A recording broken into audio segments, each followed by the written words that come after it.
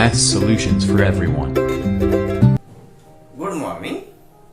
Lecture number 20 matrices, determinant और matrices के base पर। जबकि हमने 19th और 18th में प्रोडक्ट ऑफ टू मैट्राइसिस देखा है, अब उसी को लेकर हम और एक प्रॉब्लम आज देखेंगे। हाँ, मगर आपको बहुत सारे प्रॉब्लम्स वैरायटीज में बहुत सारे प्रॉब्लम्स करते रहने चाहिए। जितने भी आपके पास है उतने तो आप करते ही रहिए, और अदरवाइज अलग अलग प्रॉब्लम्स भी आप देखते रहिए। और उस प्रॉब्लम में आपको अगर कुछ दिक्कत आती है तो आप मुझे कमेंट में लिख दीजिए, या फिर मुझे सीधे आप कॉल भी कर सकते हो। ओके, तो चलो हम आज का प्रॉब्लम स्टार्ट करते हैं। प्रॉब्लम चूज किया है आज के लिए मैंने find x, y, z if, देख लीजिए, कर्ली ब्रैकेट ऑफ 3 ऑफ 2 0 0 2 2 2, ये जो है एक मैट्रिक्स है। 3 of matrix minus 4 of matrix 1 1 negative 1 2 3 1 curly bracket close into matrix of 1 2 equal to matrix of x minus 3 y minus 1 2 z। अब product form में हम अगर देखते हैं,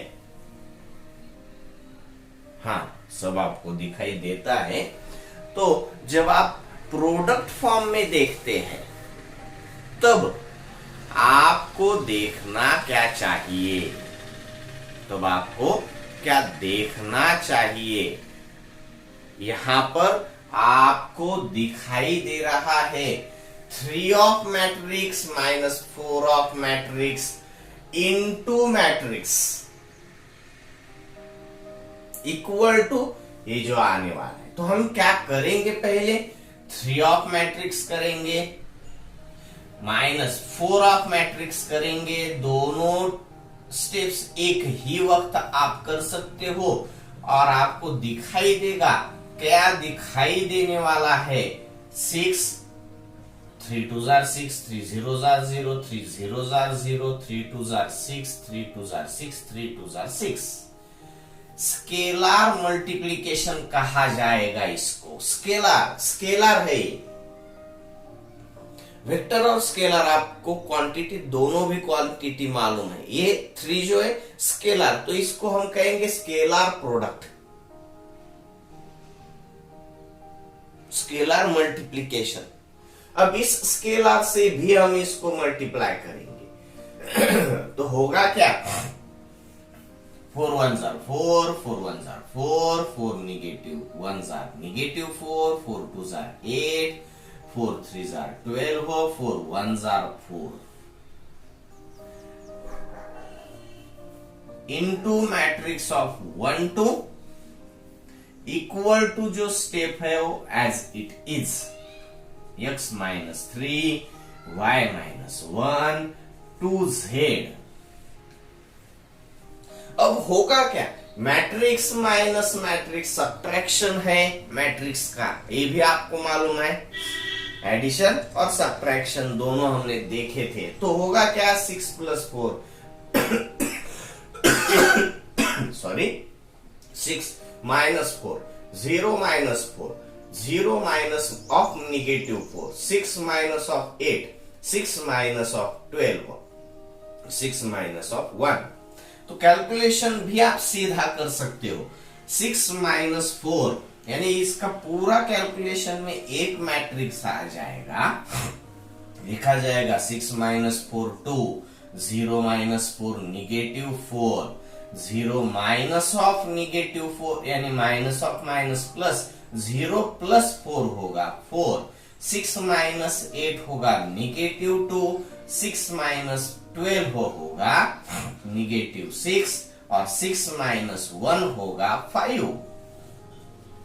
यहां से यहां किस टाइप में आए, यहां से यहां किस तरीके से आए आपको देखना है। ये तो स्टेप एज इट इज यहां पर भी रहने वाली है। 1 2 equal to matrix of x minus 3 y minus 1 2 z। 2 और z में डिफरेंस तो होना ही चाहिए, ऐसे नहीं लिखा जाएगा 2z। अब मैट्रिक्स इनटू मैट्रिक्स तो आपने कल भी देखा है problems. First row into first column, first row into second, second column ही नहीं है तो एक ही स्टेप आ जाएगी।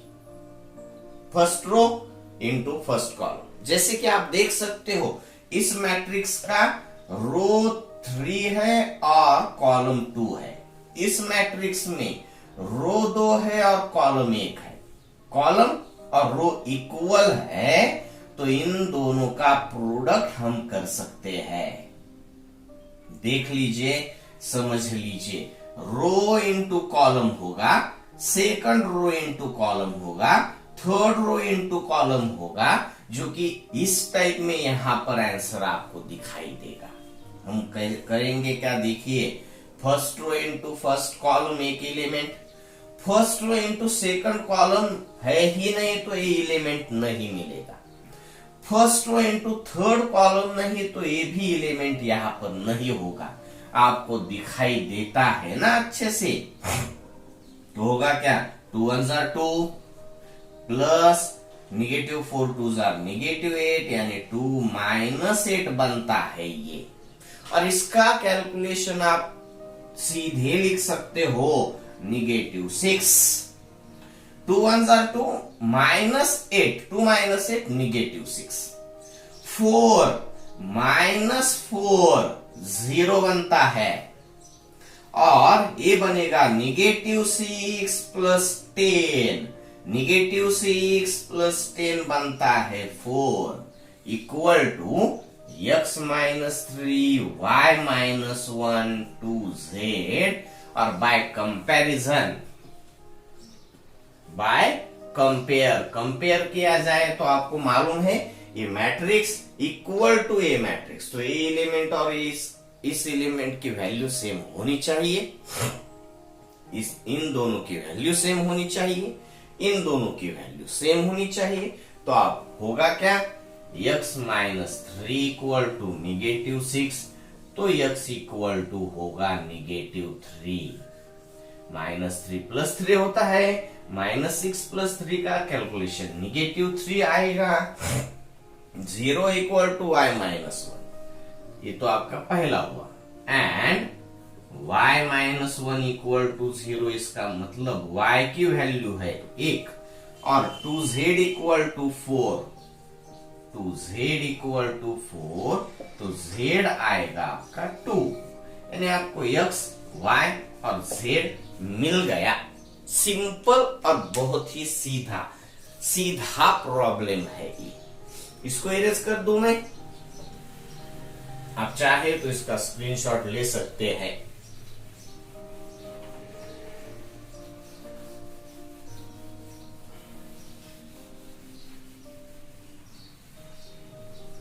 नेक्स्ट प्रॉब्लम देख लेते हैं, कौन सा देखेंगे, हाँ चलो, ये प्रॉब्लम है आपके पास, इफ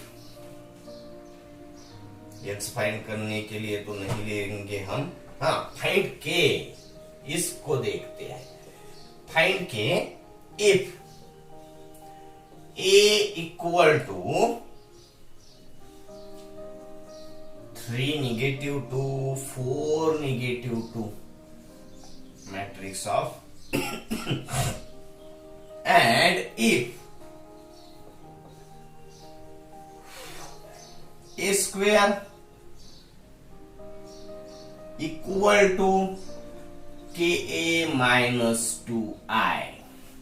अब आई मालूम है ना आपको, आई आइडेंटिटी मैट्रिक्स, आई देखा जाता है आइडेंटिटी मैट्रिक्स, सॉरी ये तो नहीं, आई यूनिट मैट्रिक्स भी कहा जाता है। ये 2x2 में हो गया 1 0 0 0 1 0 0 0 1, ये 3x3 में। यहां पर अगर ए मैट्रिक्स 2x2 में है तो आई भी 2x2 में ही होगा।